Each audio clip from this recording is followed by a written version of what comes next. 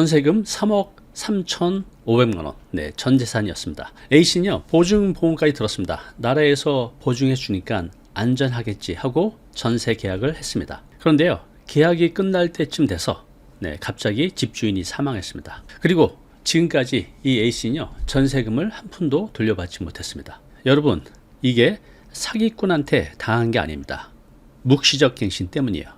오늘 이 영상 끝까지 보셔야 됩니다. 왜냐면요, 이게 여러분 모두의 일이 될 수 있기 때문입니다. 그리고 전세 사는 자녀가 있다면요, 꼭 알려주시기 바랍니다. 다시 말씀드리지만 오늘 이야기는요, 누구나 해당될 수 있는 이야기입니다. 그러니까요, 끝까지 꼭 보시기 바랍니다. 첫 번째, 지금 자녀분이 전세 살고 계신가요? 특히 오피스텔이나 빌라. 그러면요, 이 영상 끝나고 꼭 전화하셔야 됩니다. 두 번째, 본인이 오피스텔이나 빌라를 한 채라도 갖고 계신가요? 그리고 임대를 놓으셨나요? 그러면요, 반대편 입장에서도 알아야 됩니다. 내가 갑자기 잘못됐을 때 내 세입자는 이런 지옥에 빠질 수도 있습니다. 그리고 이 모든 걸 여러분의 가족들이 떠안게 됩니다. 마지막 세 번째, 본인이 곧 전세 계약을 하거나 자녀 신혼집을 알아보시는 분, 오늘 말씀드리는 거 모르고 계약하시면요, 안 됩니다. 오늘 이야기 강동구 한 오피스텔에서 실제로 벌어진 일입니다. 집주인이 오피스텔 30채를 넘게 가지고 있었습니다. 그런데 대부분 깡통 전세였습니다. 깡통 전세 많이 들어보셨죠? 쉽게 말씀드리면 전세금이나 집값이랑 거의 비슷한 겁니다. 예를 들어서 집값이 3억인데 전세도 3억. 자, 이렇게 되면 경매 넘어가면 어떻게 되죠? 세입자 한 푼도 받을 수 없습니다. 자, 이러는 과정에 이 집 주인이 갑자기 사망했습니다. 그런데 유족들이요, 상속을 모두 포기했습니다. 왜 포기했을까요? 그 이유는요, 상속으로 받을 돈보다 빚이 훨씬 더 많았기 때문입니다. 그래서 포기를 했어요. 그러면 이 집의 세입자는 어떻게 됐을까요? 법원에서 보증금 돌려주세요 라는 판결까지 받았습니다. 그런데 이 돈을 받을 사람이 사망한 겁니다. 여기서 끝났으면 그래도 괜찮아요. 전셋집을 보증보험에 가입을 했습니다. 허그라고 하죠. 주택도시보증공사. 자, 거기 전화해서 돈을 받으면 되죠. 그런데 허그도 거절을 했습니다. 집주인이 사망해서 말할 수 없는데도 허그는 왜 사전에 집주인한테 해지 통지를 안 했냐고 거절을 했습니다. 오늘 영상 끝까지 보신 분들을 위해서 선물 드립니다. 자, 부동산 사기 예방 실전 가이드 책자 드립니다. 그리고 오늘 영상 핵심만 그림으로 뽑은 이 자료 무료로 드립니다. 영상 끝까지 보신 후에 아래 고정 댓글 누르면 받을 수 있습니다. 자, 이제부터 본론으로 들어가겠습니다. 허그가 왜 보증보험에 가입했는데 돈을 돌려주지 않았을까요? 그 이유는 단 하나입니다. 바로 묵시적 갱신. 들어보셨죠? 이것 때문입니다. 묵시적 갱신 많이 들어보셨죠? 이게 뭐냐면요, 전세 계약 만료 2개월 전까지 세입자가 집주인한테 저 계약 연장 안 할 거예요 라고 통보를 하지 않으면요, 우리 법은 어떻게 볼까요? 이렇게 봅니다. 아, 둘이 그냥 계약을 자동으로 연장하기로 했구나 라고 봅니다. 이걸 묵시적 갱신이라고 합니다. 문제는 여기서 시작이 됩니다. 허그 약관 제2조 10항에 이런 내용이 있습니다. 전세 계약이 자동으로 갱신되거나 연장된 이후에 발생한 채무는 보증 이행 대상이 아니다. 내용이 좀 어렵죠? 쉽게 말하면 이겁니다. 계약이 한 번이라도 자동으로 연장됐으면 우리 책임 안 진다. 이겁니다. 자, 그런데 좀 황당한 게 뭘까요? 통보를 안 한 게 아니죠. 통보를 하고 싶어도 못한 경우죠. 사망을 했으니까. 허그는 똑같은 이유로 거절을 하고 있습니다. 앞에서 말씀드린 A씨 케이스가 바로 이 경우입니다. 어때요, 여러분? 여러분이 만약에 이 상황이라면 굉장히 부당하다는 생각이 들죠. 그래서 이 사건에 대해서 1심에서 임차인이 이긴 판례도 있기는 합니다. 그런데 문제는요, 이 긴 시간, 또 큰 비용, 또 엄청난 스트레스, 이걸 누가 감당하겠습니까? 집주인이 사망했는데 통보할 사람이 없습니다. 전화해도 안 받죠. 당연히 문자해도 답이 없습니다. 그런데 허그는 이렇게 얘기했습니다. 통지가 없었으니까 묵시적 갱신이네요. 보증 못 해드립니다. 이렇게 말했습니다. 자, 여기 좀 충격적인 통계가 있는데요. 2023년 이후 허그가 보증 거절 사유 1위 뭘까요? 보증사고 미성립입니다.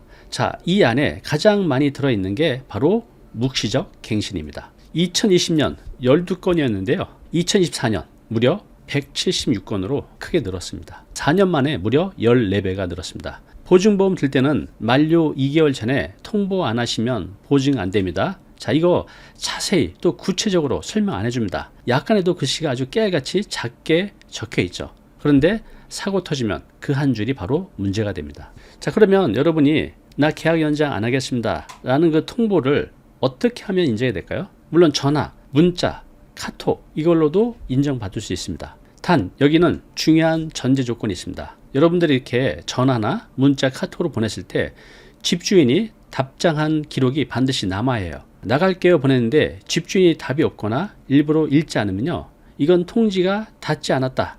그래서 인정받지 못합니다. 꼭 기억하세요. 그래서 가장 확실한 방법이 있습니다. 바로 내용 증명을 보내는 겁니다. 우체국에서 내용 증명을 보내죠. 즉 이 사람이 이 내용을 이 날짜에 보냈고 그리고 이 날짜에 받았다 라는 걸 공식 기록으로 남겨두는 겁니다. 자, 이거 안 보내서 전화 또는 문자만 했다가 A씨처럼 소중한 전세금을 잃는 사건이 지금도 계속 나오고 있습니다. 자, 여기서부터 진짜 문제가 나옵니다. 여러분들이 전세 세입자예요. 그런데 집주인이 갑자기 사망했습니다. 그러면 그 집의 임차인은 어떻게 될까요? 결론부터 말씀드리면요, 굉장히 복잡해집니다. 법적으로는 이렇습니다. 집주인이 죽으면 빚도 집도 다 상속인한테 넘어갑니다. 이 경우에 1순위가 자녀 그리고 배우자 함께 상속을 받습니다. 자녀가 없으면 2순위가 부모가 받고요. 그분들이 다 상속을 포기하면 형제 자매, 마지막엔 사촌인의 반계 혈족까지 넘어갑니다. 앞에서 말씀드린 A씨의 케이스는요, 직계 가족이 다 상속을 포기했습니다. 왜 포기했을까요? 당연히 상속받을 것보다 빚이 더 많았기 때문에 전부 포기를 했습니다. 그러면 집은 누구한테 넘어갈까요? 일단 법적으로는요, 주인이 없는 상태가 되어버립니다. 이걸 처리하려면요, 법원에서 상속재산관리인이라는 사람을 새로 뽑아야 됩니다. 이게 뭐냐면요, 쉽게 말해서 주인이 없어진 재산을 임시로 관리해 줄 사람입니다. 이 사람이 있어야 세입자가 그 사람 상대로 소송을 걸고 경매 신청하고 또 보증금을 받을 수 있겠죠. 문제는 이 복잡한 것을 누가 어떻게 뽑느냐는 겁니다. 예전엔 이렇게 했습니다. 세입자가 직접 변호사를 일단 선임합니다. 그리고 사촌까지 다 찾아서 그 사람들 중 한 명 한 명 상속 포기했는지 서류로 입증해야 합니다. 만약에 사촌 중에 해외에 사는 사람이 한 명이라도 있으면요, 절차가 거기서 그냥 스톱이 됩니다. 1년이고 2년이고 그냥 멈추죠. 보통 6개월에서 1년 이상 걸린다고 보면 됩니다. 자, 여기서 허그가 운영하는 지원 제도가 하나 있습니다. 상속재산 관리인 선임 지원 제도. 이름 들으면 좀 좋아 보이죠? 허그가 변호사 비용도 일부 대주고 절차를 도와준다는 겁니다. 그런데 여기도 큰 한정이 있습니다. 이 지원 누가 받을 수 있느냐? 네, 조건이 있습니다. 그건요, 사전에 집주인한테 계약 종료 통보를 한 사람한테만 줍니다. 좀 이상하지 않아요? 이번 건 같이 A씨처럼 죽은 사람한테 어떻게 통보를 합니까? 그죠? 그런데 통보 안 했다고 보증보험 거절하고 지원제도도 거절합니다. 약관에서 한 번 막고 지원제도에서 또 한 번 막습니다. 똑같은 이유로 두 번 거절당하는 거죠. A씨가 바로 이런 경우였습니다. 그래서 A씨는 어떻게 했을까요? 자신의 전세 보증금이 3억이 넘는데 그냥 있을 수는 없잖아요. 그래서 무언가를 했습니다. 근데 그 무언가 제가 잠시 뒤에 말씀드릴 건데 듣기만 해도 머리가 지끈거립니다. 2026년 3월 25일 허그에서 제도 개선을 발표했습니다. 상속인 사촌까지 다 확인이 안 됐어도 해외 거주 또는 연락 두절로 절차가 길어지면 그 전이라도 지원해 준다라는 겁니다. 근데 솔직히 말씀드리면요, 이게 근본 해결책은 아닙니다. 왜 그럴까요? 역시 사전에 계약 종료 통보를 했어야 한다는 그 전제 조건이 있어야 합니다. 자, 그럼 이제부터 이 A씨가 자신의 문제를 해결하기 위해서 전세금 받아내야 되잖아요. 어떤 절차를 겪었는지 보여드리겠습니다. 자, 첫 번째, 집주인 사망 사실을 확인하게 됩니다. 어느 날 갑자기. 자, 그래서 유족을 상대로 보증금 반환 소송을 합니다. 그리고 승소 판결까지 받습니다. 자, 이렇게 한 줄로 말씀드렸지만 이 과정이 정말 힘들고 돈도 많이 들어갑니다. 자, 그래서 승소 판결 받았으니까 다행일까요? 아닙니다. 유족이 상속을 포기합니다. 그러면 어떻게 되죠? 네, 이 판결 무용 지분이 됩니다. 누구한테 받습니까? 그죠? 그래서 세입자는 보증보험을 들어놨기 때문에 허그에게 대위 변제를 요청합니다. 그런데 어떻게 된다 그랬죠? 묵시적 갱신이라 안 된다고 거절합니다. 그리고 허그 상속재산관리인 선임 지원 요청합니다. 역시 사정 통보 안 했다고 거절받습니다. 자, 이제 세입자 A씨 어떻게 했을까요? 자신의 돈으로 변호사를 다시 선임합니다. 그리고 법원에 상속재산관리인 선임 청구를 합니다. 이거 6개월에서 1년 이상 걸립니다.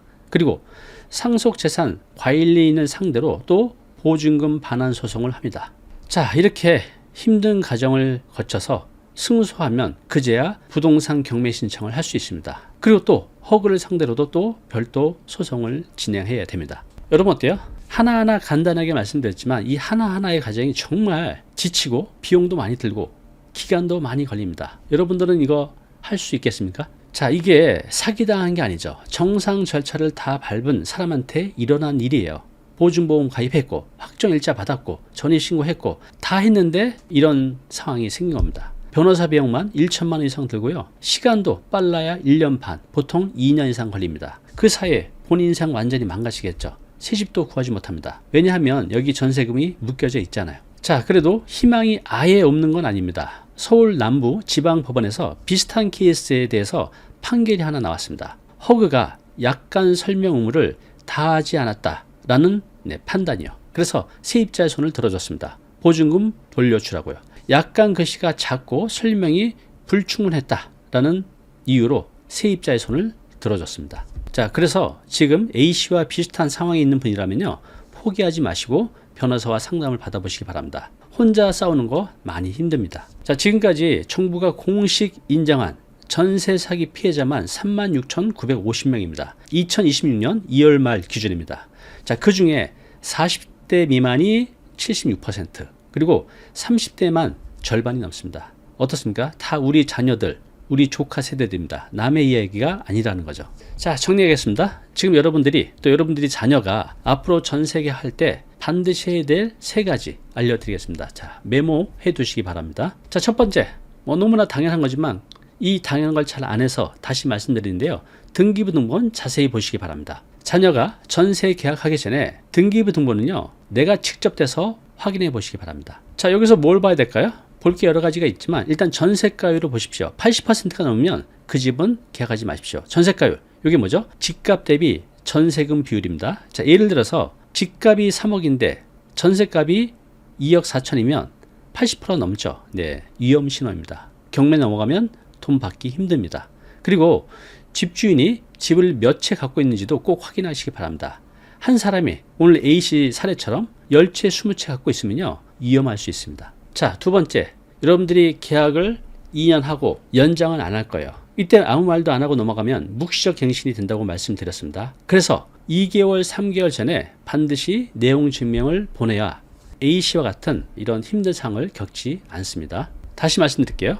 계약 만료 2개월 전, 늦어도 3개월 전에는요, 무조건 내용 증명 우편으로 통보하시기 바랍니다. 저는 이 계약 갱신 안 합니다 라고요. 우체국 가서 신청하면 간단합니다. 이 한정이 나중에 여러분들의 전세금을 살릴 수 있습니다. 마지막 세 번째, 이런 일이 절대 생기면 안 되지만 여러분들이 살다가 이번 A씨 사례처럼 집주인이 갑자기 사망하게 되면요, 포기하지 마시고 변호사와 상담해 보시기 바랍니다. 그리고 검색 엔진에서 안심 전세 앱 검색하시면요, 허그에서 만든 공식 앱이 나옵니다. 자, 여기 들어가시면요, 계약 전에 집주인의 많은 부분을 확인할 수 있습니다. 그리고 피해 지원 안내도 다 나오니까요, 꼭 다운받아서 참고하시기 바랍니다. 자, 어때요? 오늘 내용 남의 일이 아니죠. 우리 주변에서 누구나 일어날 수 있는 일입니다. 자, 그래서 이 영상 보시고 주변에 생각나는 분 있으면요, 꼭 공유해 주시기 바랍니다. 다음 영상에서는요, 반대로 임대인 입장에서 보겠습니다. 오늘은 임차인 입장에서 봤잖아요. 임대인 입장에서 내가 갑자기 잘못됐을 때 가족이 떠안지 않게 미리 준비해야 할 것, 네, 이거 다뤄보겠습니다. 오늘의 한 줄 메시지입니다. 안심은 가입 증서가 아니라 만료 2달 전 우체국에 있습니다. 자, 오늘 내용 너무 중요한 내용이죠. 영상 보고 나면 잊혀지잖아요. 자, 자료 무료로 제공하고 있습니다. 이 자료, 요거 받고 싶은 분들은요, 아래 링크로 신청하시면 됩니다.